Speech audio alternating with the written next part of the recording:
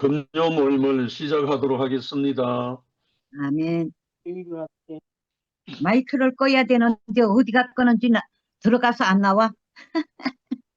미화가 도와줄 겁니다. 오늘은 요한복음 68강 제7장의 생명의 번식을 위한 하늘의 밀, 두 번째 죽음의 길로 가심, 이 주제의 소주제 두 번째입니다. 부활이요 생명으로. 오늘 이제 나사로를 살리시는 예수님의 이야기가 나옵니다. 본문 말씀 요한복음 11장 17절로 44절인데요. 성경 중에 성경인 요한복음 중에 부활 생명이 가장 리얼하게 나타나는 것이 11장 이 복음입니다. 그래서 17절부터 44절을 제가 읽겠습니다. 예수께서 와서 보시니 나사로가 무덤에 있은지 이미 나으리라. 베다니는 예루살렘에서 가깝기가 한 5리쯤 되매 많은 유대인들이 마르다와 마리아에게 그 오라비의 일로 위문하러 왔더니 마르다는 예수께서 오신다는 말을 듣고 곧 나가 맞이하되 마리아는 집에 앉았더라. 마르다가 예수께 여짜오되 주께서 여기 계셨더라면 내 오라버니가 죽지 아니하였겠나이다. 그러나 나는 이제라도 주께서 무엇이든지 하나님께 구하시는 것을 하나님이 주실 줄을 아나이다. 예수께서 이르시되 내 오라비가 다시 살아나리라. 마르다가 이르되 마지막 날 부활 때에는 다시 살아날 줄을 내가 아나이다. 예수께서 이르시되 나는 부활이요 생명이니 나를 믿는 자는 죽어도 살겠고 무릇 살아서 나를 믿는 자는 영원히 죽지 아니하리니 이것을 내가 믿느냐. 이르되 주여 그러하리다. 주는 그리스도시요 세상에 오시는 하나님의 아들이신 줄 내가 믿나이다. 이 말을 하고 돌아가서 가만히 그 자매 마리아를 불러 말하되 선생님이 오셔서 너를 부르신다 하니 마리아가 이 말을 듣고 급히 일어나 예수께 나아가매 예수는 아직 마을로 들어오지 아니하시고 마르다가 맞이했던 곳에 그대로 계시더라. 마리아와 함께 집에 있어 위로하던 유대인들은 그가 급히 일어나 나가는 것을 보고 곡하러 무덤에 가는 줄로 생각하고 따라가더니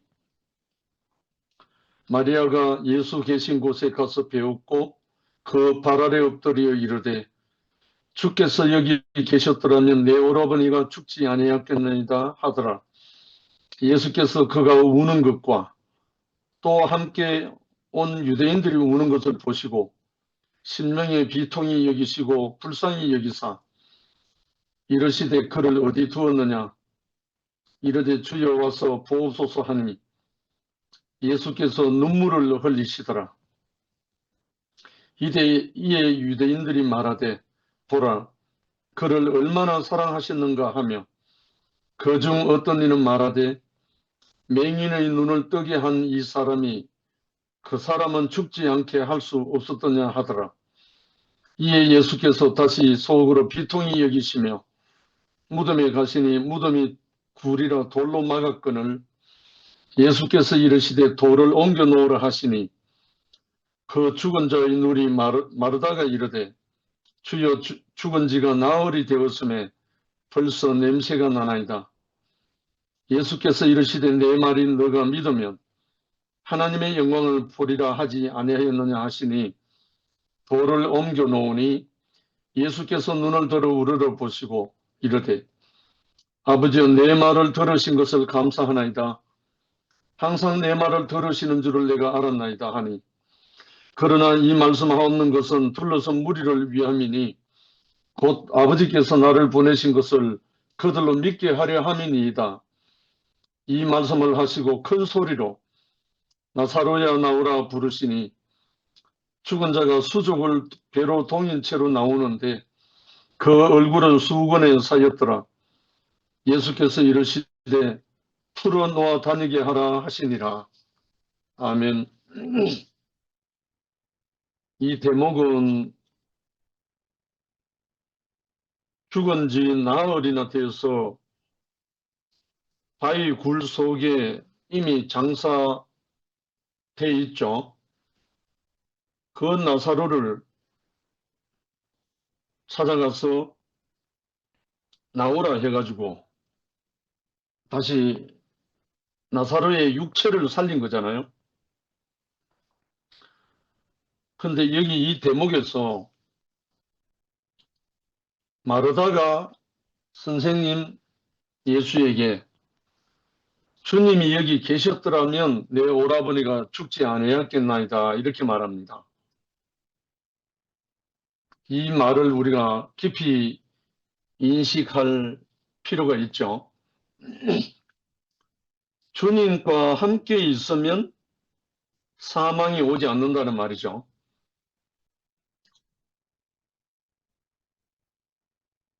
주님이 함께 있으면 죽음이 없다는 말이죠.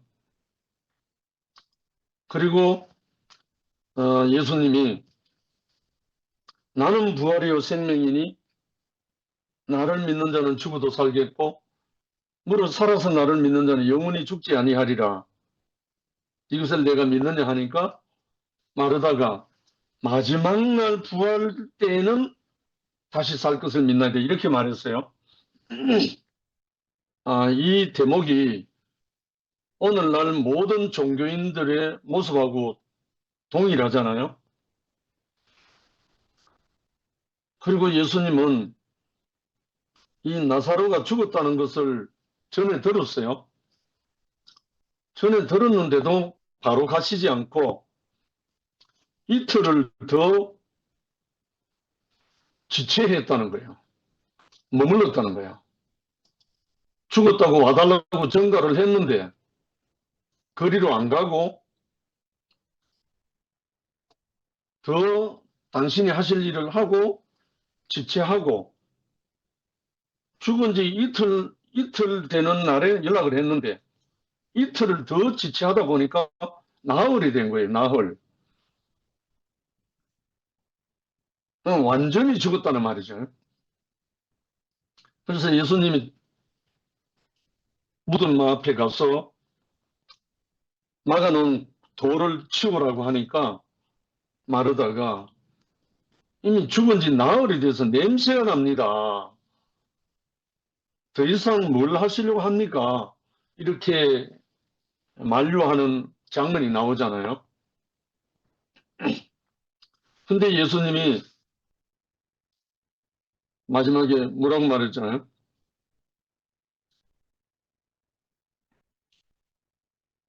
내가 믿으면 하나님의 영광을 보리라.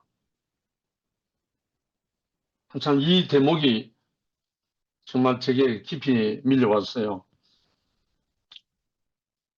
분명히 나사로 육체가 죽었잖아요. 육체가 죽었는데 지난번 67강에서는 나사로가 잠들었다가 깨우러 가자 이렇게 말했어요. 근데 오늘은 이제 죽었는 현장에 왔습니다. 굴 속에 시체를 둔 그 현장에 왔습니다. 그리고 하늘을 우러러 기도하면서 아버지 내 말을 들으신 줄 감사합니다. 내가 이 말을 하는 것은 이 둘러선 무리를 인함입니다. 이들에게 하나님의 아들을 믿게 하려고 한다는 거예요. 참 이 대목에서 분명히 예수님은 나사로가 죽었다는 것을 알잖아요. 아는데 이 나사로를 깨우러 가자 하셔서 가셔서 육체를 나사로야 나오라 해갖고 불러내셔서 살리셨습니다. 근데 많은 사람들이 나사로가 살아난 그것을 부활로 여기고 있거든요.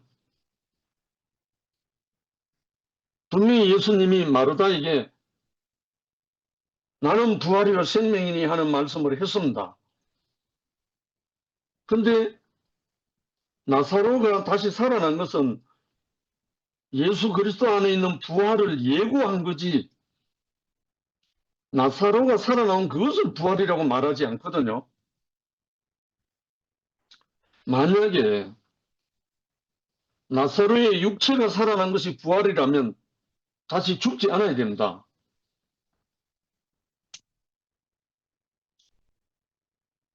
나사로의 육체가 살아난 것이 부활이라고 한다면 그 후에 나사로는 영원히 살아있어야 됩니다. 죽지 않아야 됩니다. 근데 그것을 부활이라고 한 것이 아니라는 말입니다. 예수 자신이 부활이라고 했거든요. 그럼 이 부활이란 말이 뭐냐면 하나님의 생명이 우리 안에서 다시 살아나는 거. 하나님의 생명이 우리 육체 안에서 다시 살아나는 것이 부활이라는 거예요. 육체가 살아나는 것이 부활이 아닌 거예요. 그래서 이것을 문자적으로 잘못 알고 있는 사람들이 부활에 대해서 오해를 하고 우리의 육체가 다시 살아난 것이 부활인 줄 알고 우기고 고집하고 하는 사람들이 많이 있어요. 본론으로 들어가겠습니다. 나사로를 살리신 예수께서는 나사로가 죽었다는 것을 아시고 예루살렘 근방 베다니에 있는 나사로의 집으로 가셨다. 죽이려는 사람들은 가까이 있었고 그 집은 죽은 자들이 죽은 자를 장사하고 있는 온통 죽음이 생명을 지배하고 있는 곳이었다. 죽음이 지배하고 있는 곳이었죠. 그러나 예수께서는 생명으로 죽은 자들을 살리시려고 그곳에 가신 것이다. 나사로는 죽어 무덤에 있은 지가 이미 나흘이었다. 살아날 가능성은 조금도 없었다. 많은 유대인들이 와 있었으나 생명을 가지고 살리러 온 사람은 아무도 없었고 단지 가족들을 위로하려고 온 사람들 뿐이었다.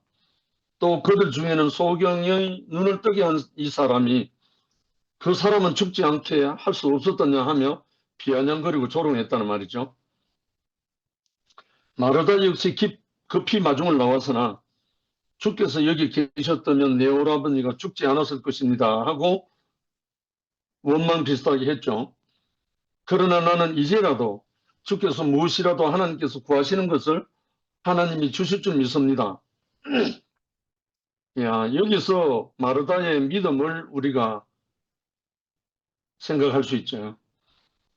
마르다가 예수를 어느 정도 믿었는지, 어느 정도 신뢰했는지 여기 마르다의 고백 속에 나오잖아요. 이제라도 주께서 무엇이라도 하나님께 구하는 것을 하나님이 주실 줄 믿습니다. 정말 큰 믿음입니다. 그래서 예수께서는 내 오라비가 다시 살리라. 마르다는 마지막 날 부활에는 다시 살 줄을 내가 아나이다. 이게 오늘날 모든 종교인들의 신앙입니다. 마지막 날 부활을 기다린다는 그 신앙입니다.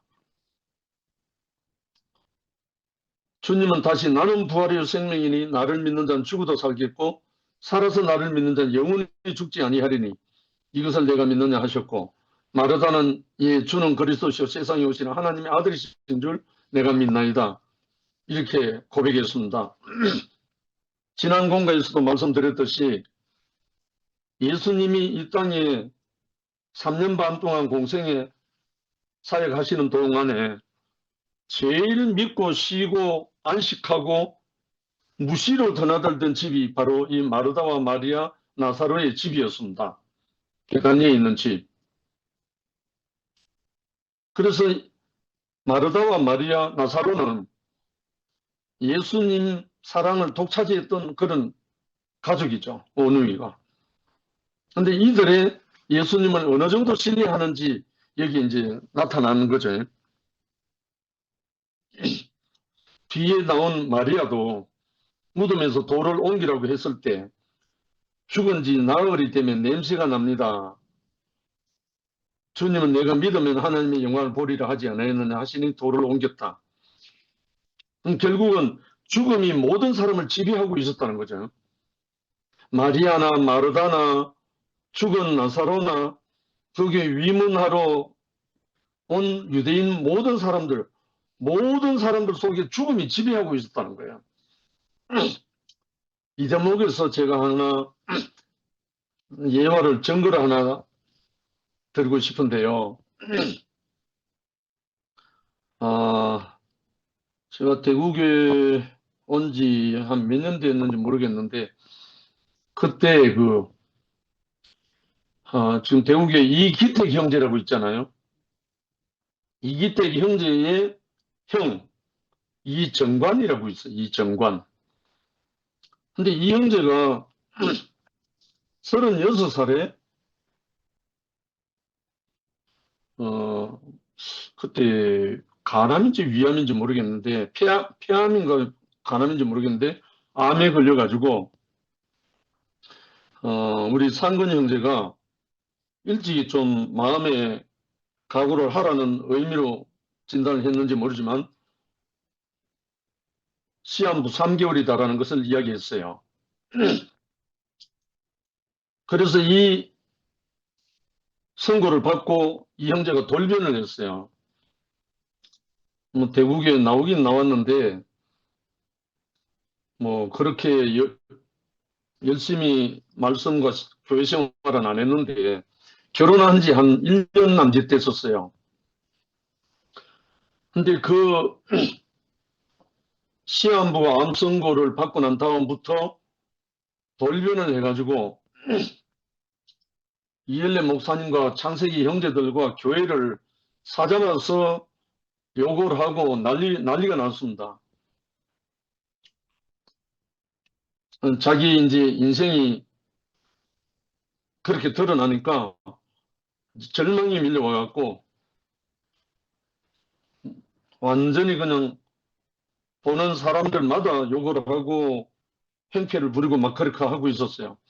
그때 지금 11시에 시모티 하고 있는 부자길 형제가 제가 그때 울산에서 오르내릴 때입니다. 형님 정관인데 좀 갑시다 그러더라고요. 그때까지도 나는 정관이하고 그렇게 친분이 별로 없었어요. 희택이는 잘 알지만. 그래서 정읍면시원에 살고 있는데 정관이 집에 가게 됐어요. 저는 가서 일을 보니까 정관이는 노발대발 해가지고 울고락 불고락 하고 욕을 하고 있고 그 앞에 앉아있는 그때 지금 생각나는 최두병 형제 또 뭐 몇 형제들하고 자매들하고 거의 뭐 무릎을 꿇듯이 고개를 숙여서 푹 하고 속이 있는데 이 정관 형제는 욕을 해대고 있었어요. 들어가면서 제가 너무나 이상해가지고 잠깐 듣게 됐어요. 근데 자기의 어떠함을 화풀이 하고 있는 거예요. 가만 보니까. 형제 자매들에게. 그리고 거기서 이제 목사님과 교회를 사자로서 욕을 하고 해대는데 저는 아무 말도 못하고 그냥 정관 형제를 가만히 바라보고 있었어요. 그러다가 잠시 이 친구가 계속 그러다가 잠깐 쉬더라고요. 말을 멈추길래 제가 물었어요. 정관 형제, 원래 나이 몇이고 하니까 36이래요.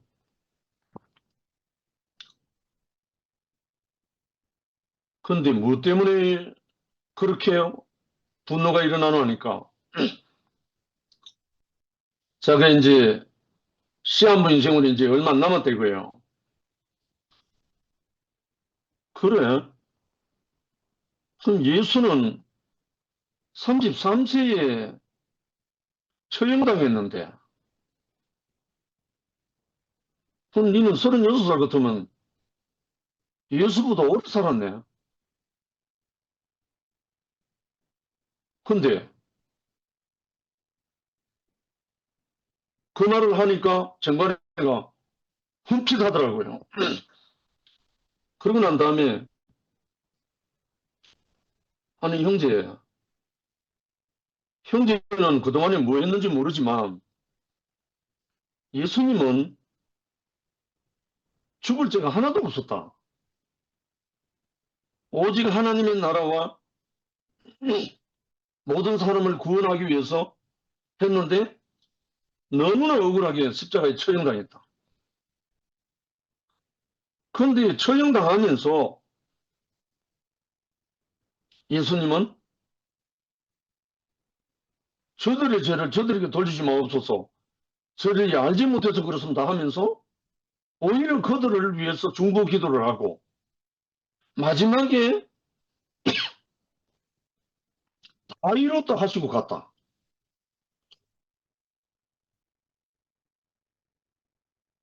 아니 형제는 36살인데 예수는 33살에 이 뭐 이상하지 않나? 근데 왜 형제는 형제들을 욕하고 교회를 욕하고 목사님을 욕하고 왜 그러나? 근데 형제 교회 생활을 얼마나 했지? 하니까 교회 온 지 얼마나 되나니까 한 10년 가까이 된대요. 그럼 그동안에 뭐 했나니까 변방에 있었대요. 그리고 결혼한 1년 정도를 이제 교회에 이제 나오기 시작한 거예요. 그럼 형제 그러면 말씀을 안 먹었나 하니까 그렇게 이렇게 주거니 받거니 하다가 이 정관 형제가 이제 제 말을 듣더라고요. 그리고 제가 한 가지 제의를 했습니다. 만약에 형제 시한부 인생으로 선고받은 그것이 억울해서 지금 찬양하지 못하고 욕이 나온다면 나하고 바꾸자. 내 남은 인생 네가 가져가고 네 남은 그 인생 나한테 주라. 내가 지금부터 우리 함께 기도하자. 제가 그 자리에서 정관 형제에게 제의를 했습니다. 하나님께 기도하자. 너는 살려서 내 건강을 네가 가져가고 너 시한부 받은 그 3개월하는 그 인생을 내인데 주라고 함께 기도하자. 그렇게 하면서 대화를 하기 시작했어요. 그 후부터 이 형제가 욕이 뚝 끊어져 버리고 그 앞에 얼굴 푹 숙이고 있던 형제 자매들 다 얼굴을 들고 그때부터 이제 이 형제를 보기 시작했어요. 그 다음부터 이 정관 형제가 저한테 연락 오기 시작했어요. 그래서 교통하기 시작했어요. 그런데 어느 날 이 형제가 전화가 와서 형님 제 교회에서 간증하면 되겠어요? 이런 전화가 온 거예요. 그래 해라. 어차피 뭐 한 번 왔다 가는 인생인데 확실하게 선포해야지. 뭐 네가 먼저 가든 내가 먼저 가든 누가 먼저 가든 우리가 살아있는 동안 우리 확실하게 간증하고 하자. 그랬더니만 제가 울산에 있을 때 못 올라왔을 때인데 교회에서 간증하면서 간증을 했어요. 하면서 한 말 중에 하나가 뭐냐면 이 형제가 담대하게 선포한 것 중에 한마디가 암도 하나님의 선물인가 하면서 간증을 했어요. 암도 하나님의 선물입니다 하고 간증한 거예요. 다른 말로 이 정관 형제를 사로잡고 있던 그 죽음이 부활 생명으로 완전히 교체가 되어버린 거예요. 저는 그때 정환 형제 집에 찾아갔을 때 그 집에는 죽음이 가득했어요. 그 형제는 욕설이 난무하고 그 앞에 앉아있던 모든 형제들은 코가 빠져갖고 얼굴을 숙이고 그 형제 얼굴도 못 쳐다보고 온 방에 죽음이 가득했어요. 난 그것을 경험했단 말입니다. 그래서 그 후에 한 몇 개월 흐른 후에 제가 대구 교회 왔다가 돌아가는 길에 이 정관 형제가 입원해 가 있는 남산병원에 병문안을 갔었어요. 그러니까 복수가 차가지고 하체는 완전히 복수가 차가 빵빵하고 얼굴은 완전 반쪽인 거예요. 근데 이 형제가 뭐라고 말하냐면 일어나지도 못하는 상태인데 기어들어가는 목소리로 형님 기도해 달라는 거예요. 그래서 그 형제를 일으켜서 그때 그 자매인 약지죠. 약사 지영이 함께 두 사람 손을 잡고 기도했어요. 그게 제게 마지막이었어요. 그 이튿날 월요일날 오전 10시에 소천했다고 그 동생 기특이가 울면서 저한테 전화 왔었어요.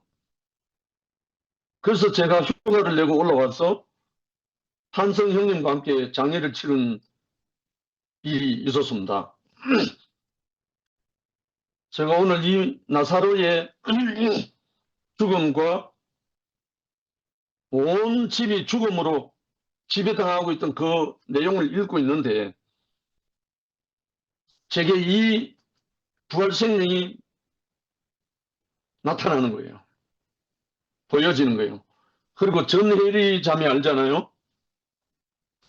전혜리 자매도 혈액암으로 1년 이상을 투병하다가 갔습니다.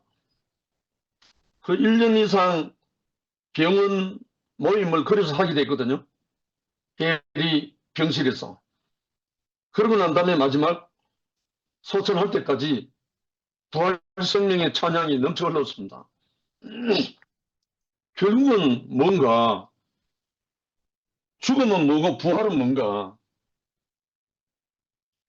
죽음은 우리 안에 선악이 들어와 가지고 하나님의 생명이 덮여버린 게 죽음이고 부활 생명은 묻이 드러나서 하나님의 생명나무가 심겨져서 열매를 추수하는 것이 부활 생명이듯이 우리 인생에 하나님의 생명이 찬양으로 넘치는 거 하나님께 영광이 되고 찬양이 되는 이것이 부활입니다. 부활 생명입니다. 그래서 나사로 육체가 산 것은 부활이라 하지 않습니다. 소생이라고 한다. 그럼 부활은 뭐냐? 우리 육체, 사람에게 하나님의 생명이 영광스럽게 찬양되는 거. 이게 부활 생명인 거예요. 그래서 예수님이 나는 부활의 생명이니 존재 자체죠. 그래서 그러나 주님은 아버지께 감사하고 나사로야 나오라 하셨고 그런 수건을 동인 채로 나왔다.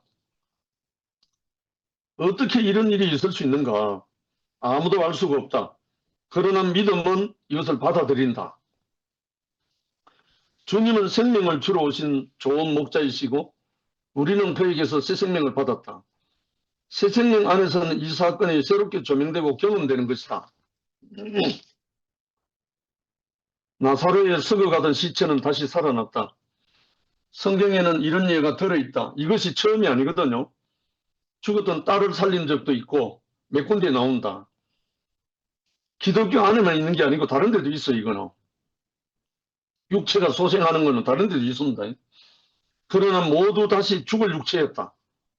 모두 다시 죽을 육체였다. 그죠? 주님은 이 육체를 또다시 살리려고 오신 것이 아니다. 아멘. 그 육체를 다시 살리려고 소생시키려고 오신 것이 아니다. 그는 부활의 생명으로서 영생을 주시려고 오신 것이다. 아멘. 죽은 자를 살리신 것은 부활의 예고였다. 우리는 주님의 부활 안에서 홍해와 만나와 죽은 자가 살아남을 새롭게 경험하고 누리는 것이다. 우리가 홍해를 걷는 적도 없고 만나를 먹어본 적도 없잖아요. 그런데 우리는 영원한 생명을 이 생명 안에서 우리는 경험하게 된 거죠. 우리는 나사로가 살아남을 보지 못했다. 홍해가 갈라진 것도 만나가 내려온 것도 본 일이 없다. 이것은 우리가 그 사건의 현장에 있지 않아서가 아니라 피조물이기 때문에 창조에 대해서는 아무것도 알지 못한다는 것이다. 인생은 모든 것을 알고 모든 것을 할 수 있는 것이 아니다. 아는 것보다 모르는 것이 더 많고 할 수 있는 일보다 할 수 없는 일이 더 많다. 그렇잖아요. 우리 생명에는 한계가 있다. 그러므로 알 것은 언제 알아도 알지만 모를 것은 영원히 모른다. 너무나 제가 이 부분에 대해서 통쾌했습니다.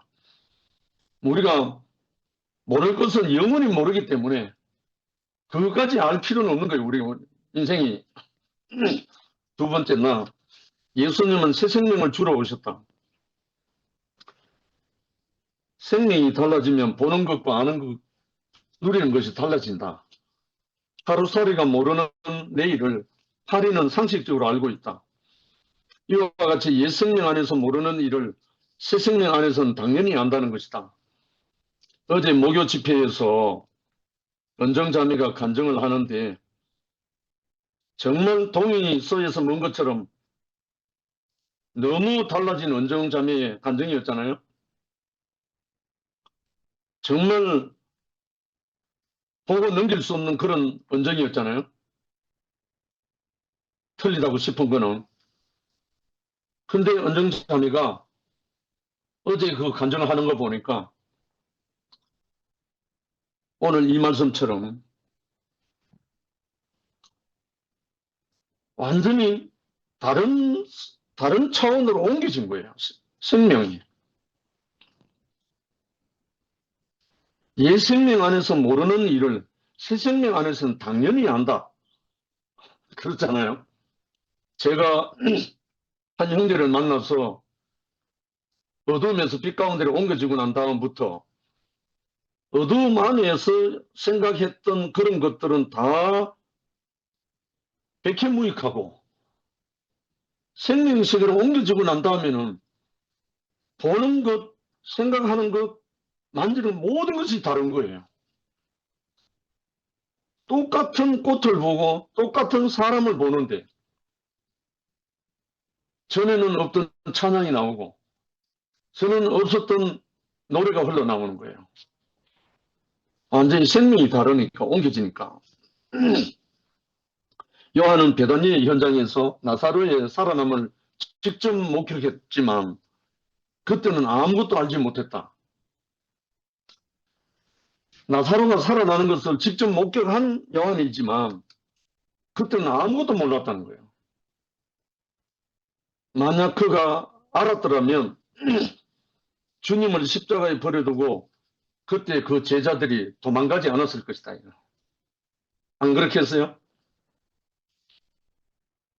나사로의 살아남과 예수의 죽으심 연결이 될 수 없었던 것이죠. 나사로의 살아남과 예수의 죽으심이 다른 말로 해석이 안 되는 거죠. 썩어가는 시체도 살리는 사람이 왜 자기는 십자가에 못 박혀 죽는가? 해석 안 되잖아요. 만약에 죽었던 사람도 살리는 그 능력이라면 십자가에 못 박힐 이유가 없잖아요. 아니 그 능력으로 자기를 못 박는 사람 처단해버리면 되잖아요. 생각해보면. 그러나 전혀 다른 생명이라는 거죠.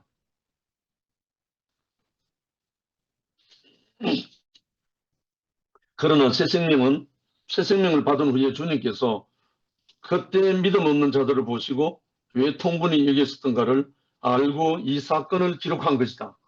그러니까 요한이 그 나사로가 살아나오고 예수가 거기에서 했던 말과 그 모든 것들이 자기로 재해석이 되고 난 다음에 이 내용들을 다 기록했다는 거예요. 주님은 부활이요 생명이시다.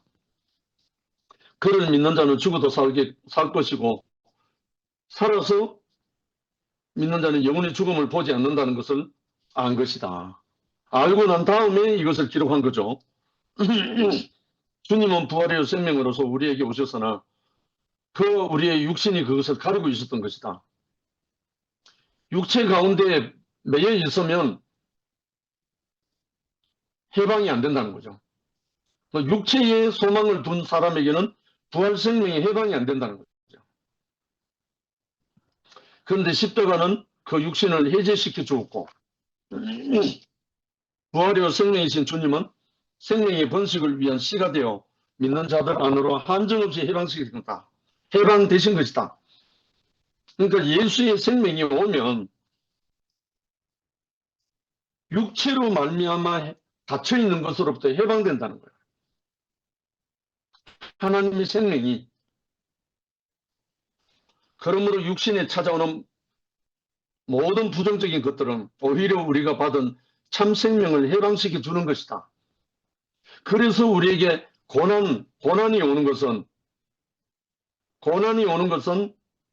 우리 안에 덕지덕지 붙어있는 모든 것들을 해방시킨다는 거예요. 그것으로 인해서 하나님의 생명을 맛보게 한다는 거예요. 고난 중에 고난, 부정 중에 부정이 십자가잖아요. 홍해는 이스라엘을 애굽으로 영원히 해방시켰고 애굽에서 가지고 나온 밀가루 반죽이 떨어지자 만나가 내려 애굽의 양식으로부터 자유하게 됐다. 애굽의 양식은 이스라엘을 400년 동안 노예로 묶어놓았던 쇠사슬이다. 출애굽하기 전에 이 사실을 전혀 인식할 수가 없잖아요. 우리 형제 자매들도 우리가 옮겨지고 난 다음에라야 이걸 이제 인식하죠. 그 양식이 떨어지자 백성들은 얼마나 모세를 원망했는가. 사람은 그 누구도 이 양식에서 자유로울 수 없기 때문이다. 그러나 하늘로부터 공급되는 만나는 그들을 해방시켰다. 애굽 양식이 떨어지고 난 다음에 하늘에 만나가 내렸다는 거예요. 그렇죠? 우리에게 있었던 애굽 양식이 남아 있으면 하늘에 만나가 내려올 수가 없다는 거예요. 정말 우리가 이 자리에서 이런 복음의 말씀을 먹고 나눌 수 있다는 것은 정말 이거는 기적이고 축복입니다. 종교 안에 애굽 양식이 끝나지 않으면 이 양식이 안 들어오거든요.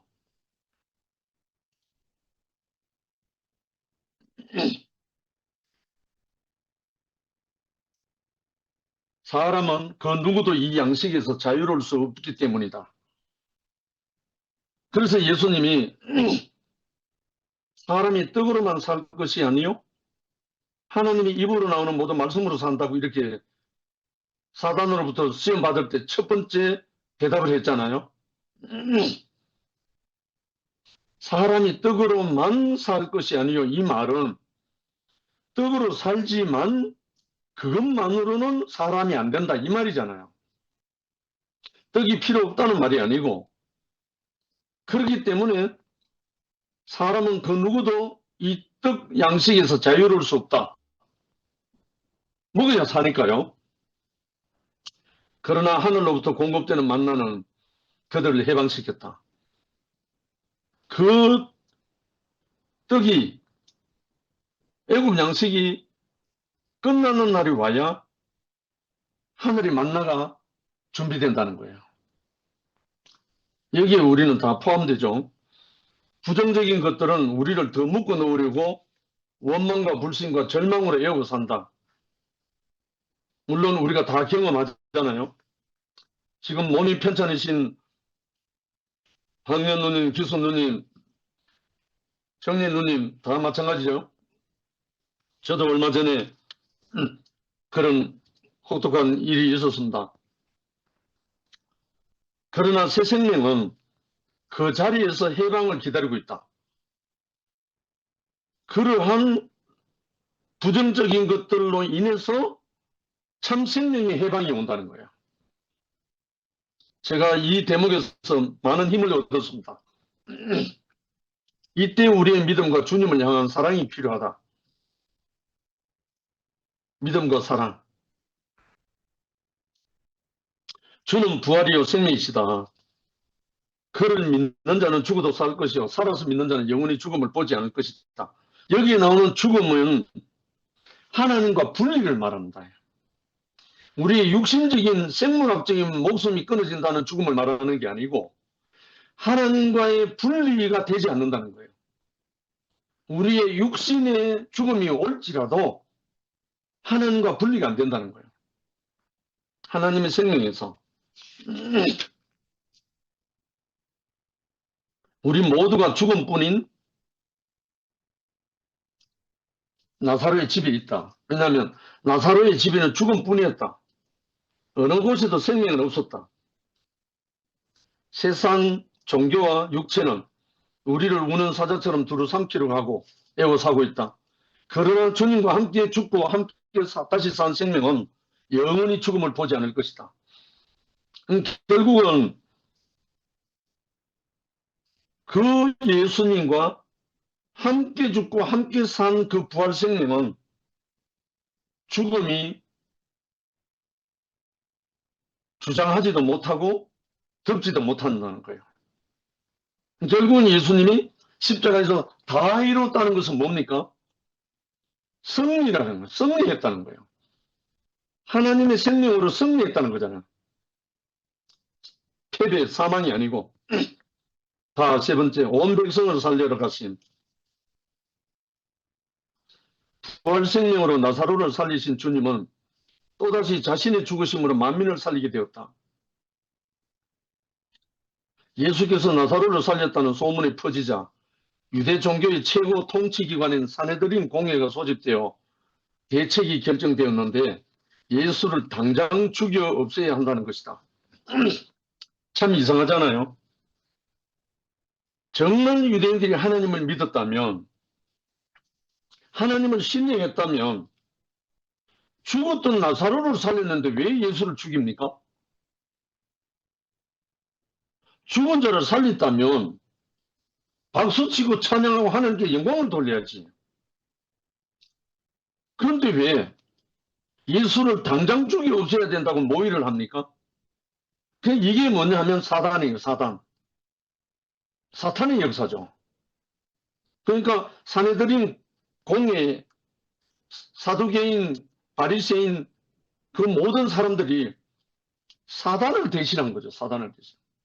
하나님이 아니죠. 이유는 만일 그 예수를 이대로 두면 모든 사람이 그를 믿고 따를 것이고 그러면 로마인들이 와서 우리 땅과 민족을 빼앗아갈 것이다. 이거라는 거예요. 결국은 메시아 운동이 일어나면 자기들은 기득권을 잃을 것이고 로마 당국이 유대를 아주 멸망시켜버릴 것이다. 그러니까 자기 육신적인 이스라엘에 피해가 올까 봐서 하나님의 그 생명은 안중에도 없고 하나님의 생명을 살려내는 그 예수를 죽이려고 모의했다는 거예요. 결국은 죽었던 나사로를 살린 것이 예수에겐 치명타였습니다.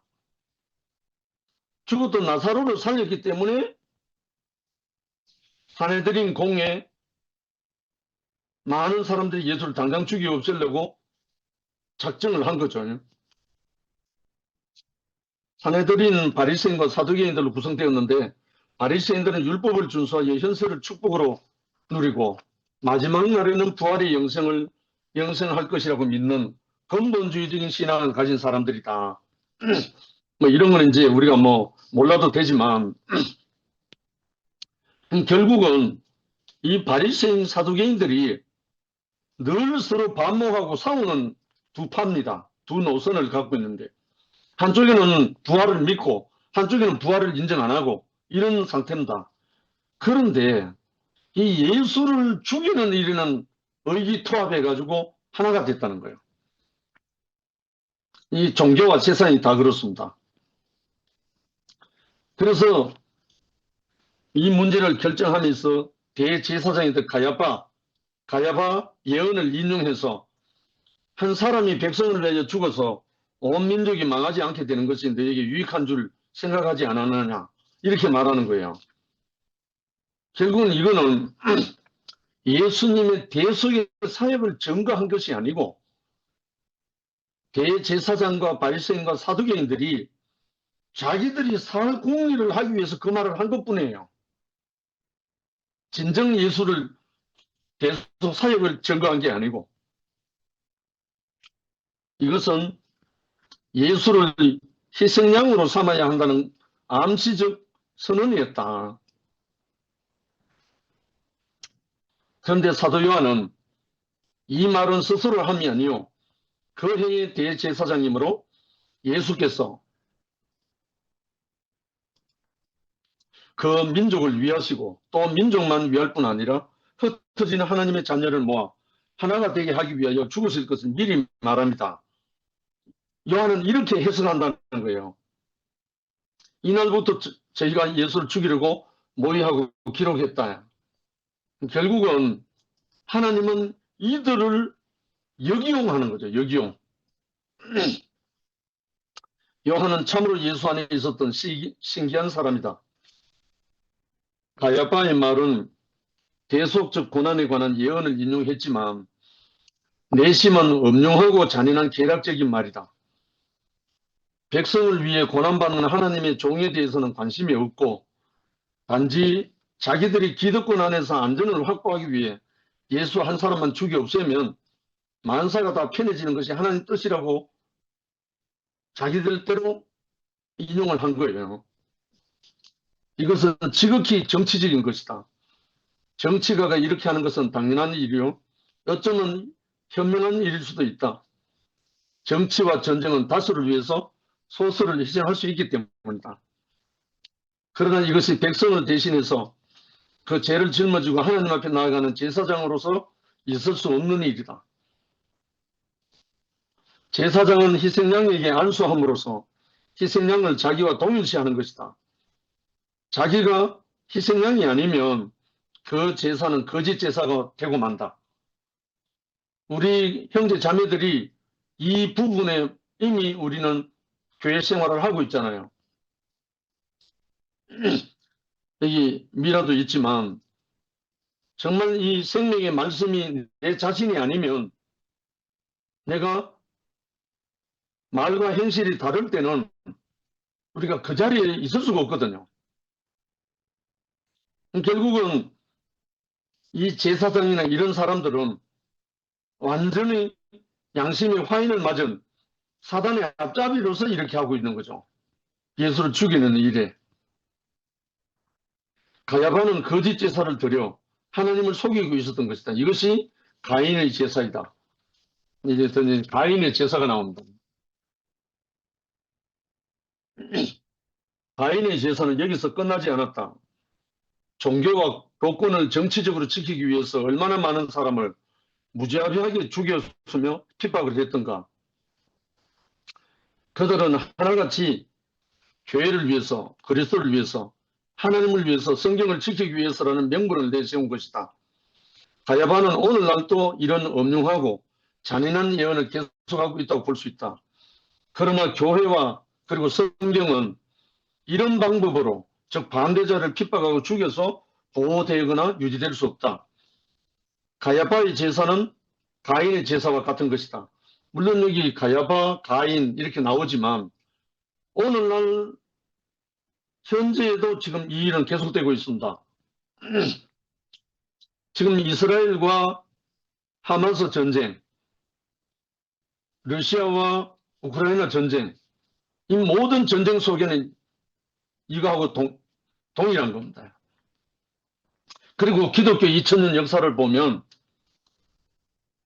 하나같이 교회를 위해서, 그리스도를 위해서, 하나님을 위해서 하면 성경을 지키기 위해서라는 명분으로 수천만 명을 죽였습니다. 엄청나게 죽였습니다. 그러니까 하나님은 온데간데 없고 자기들이 기득권을 지키기 위해서 이렇게 무자비한 살인을 하고 있는 거죠. 그래서 우리는 예수님을 우리가 제대로 먹고 알아야 예수님을 따를 수가 있죠. 예수님은 자기 피를 흘려 만인을 구원하시는 분이잖아요. 종교는 남의 피를 흘리는 거예요. 완전히 다르죠. 생명과 종교가 이렇게 다르면 가인은 아벨만 없애면 제사는 자기 것이라고 생각했을 것이다. 결국 그는 피를 흘림으로써 하나님이 지으신 땅으로 저주를 받게 했다. 그때부터 세상 끝날인 계시록의 때까지 아벨의 피가 제단 아래서 원한을 갚아주라고 신원하게 한 것이다. 그런데 요한은 가야바의 이 교활한 말을 놓고도 예수님이 죽임당하심으로 만민이 구원받을 받을 것을 미리 말한 것이라고 해석했다. 그러니까 예수님이 구속의 사역을 완성하고 난 다음에 이것을 알게 된 거죠. 물론 그도 당시에는 분노했을 것이다. 예수님이 십자가에 처형당할 때.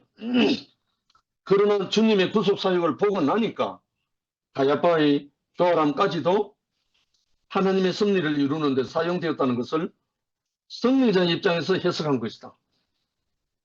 저도 이런 경험이 있거든요.